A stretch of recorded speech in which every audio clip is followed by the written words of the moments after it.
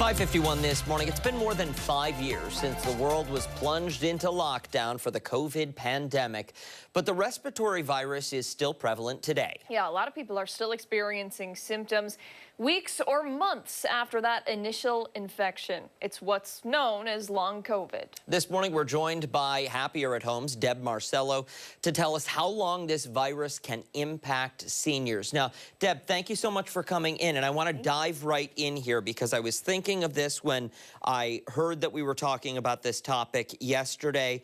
COVID is something that made so many headlines for such a good period of time. Yeah. And so did long COVID. But since then, unless you're experiencing long COVID, nobody talks about it anymore. I know, it seems to be such a common virus that's out there now. But after you have COVID, the sequelae of having that virus can last weeks, it can last months. I think one of the most common things that we hear about is the loss of taste and smell. And we hope that it comes back. And most of the time, over time, it does. Seniors in particular are at higher risk because of a lower immune system, maybe deconditioning.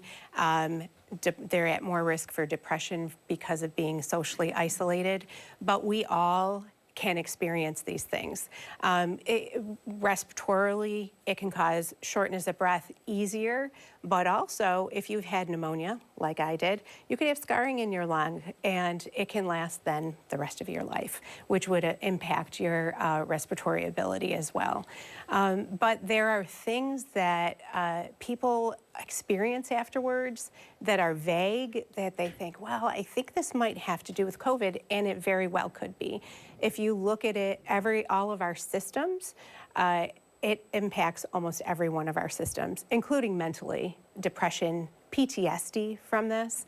But one of the most common things also is heart issues, increased palpitations, orthostatic changes. When you stand up, your heart rate increases and your blood pressure drops.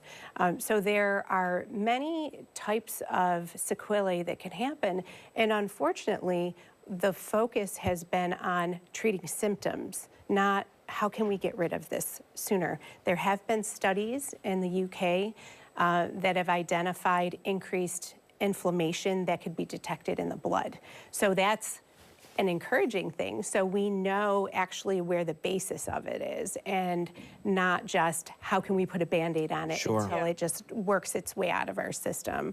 So, I mean, some things that we can do on a daily basis if we're experiencing these things is having an anti-inflammatory diet. So really inflammation seems to be at the basis of this, which is at the basis of so many things. Wow. Cancer, chronic diseases. So if you have anti-inflammatory diet, that would be avoiding sugars. Sometimes people have real sensitivity to wheat-based products or gluten that would cause more inflammation as well. So those are the types of things we could do. There are some medications that they're looking at right now that can help this, but unfortunately, it's mostly at this point trying to treat the symptoms until they kind of fade away. We've got about a little less than a minute left, Deb, but I want to talk about ways you can support your loved ones if they're going through the symptoms of long COVID. So listening to them and not just saying, oh, it's just probably something you're going through, because you could have a multidisciplinary approach with your doctors. So if it's a cardiac issue, see your cardiologist.